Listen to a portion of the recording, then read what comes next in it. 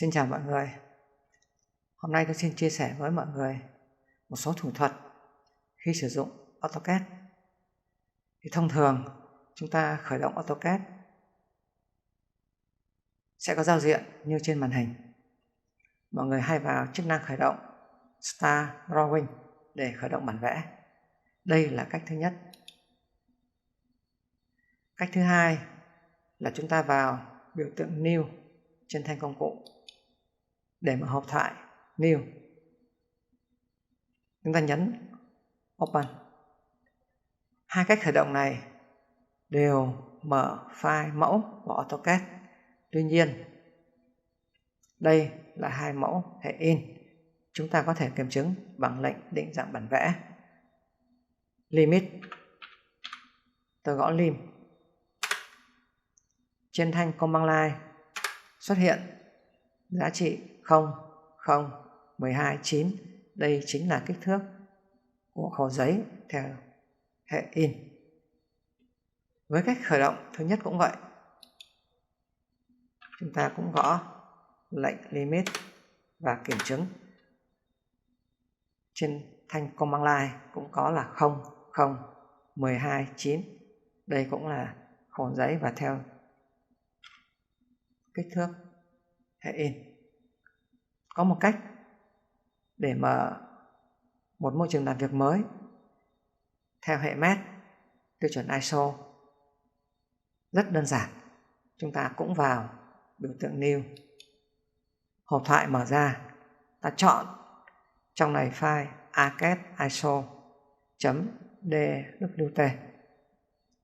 và Open.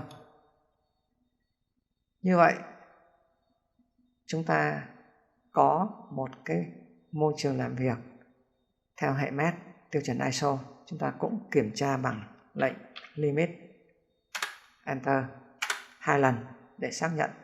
Như vậy chúng ta theo dõi trên thanh command line sẽ có giá trị là 0, 0 và 420, 297. Đây chính là kích thước của bản vẽ A3 nằm ngang theo tiêu chuẩn ISO theo hệ MET. Với cách khởi động này rất thuận lợi cho chúng ta sử dụng với các bản vẽ theo tiêu chuẩn Việt Nam.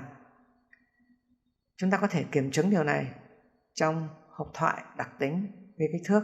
Ví dụ ở cái bản vẽ lúc đầu chúng ta khởi động, chúng ta kiểm tra đặc tính trong cái hộp thoại Dimension, ta thấy ở đây toàn bộ cái thông số đây là hệ in.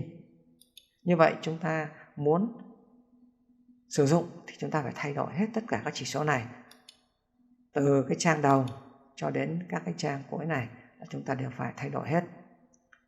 Còn nếu ta khởi động bằng cái cách thứ ba, tức là ta khởi động ngay cái file mẫu theo tiêu chuẩn ISO, thì chúng ta sẽ có cái hộp thoại đặc tính cái kích thước đây. Nó có một cái mục ISO 25. Trong mục này chúng ta set nó hiện hành đang màu xanh đây, thì chúng ta thấy trong này toàn bộ các cái trang thông số đã được chuyển đổi thành hệ MET hết.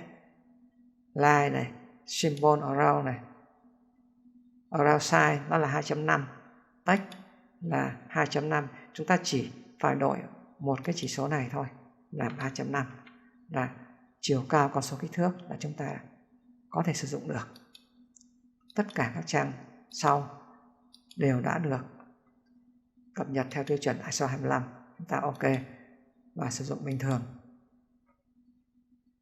Một thủ thuật mở bản vẽ rất nhanh, tiện lợi, phù hợp với những người mới học AutoCAD. Xin chia sẻ cùng mọi người. Tôi xin dừng video ở đây. Cảm ơn mọi người đã theo dõi. Xin chào, hẹn gặp lại.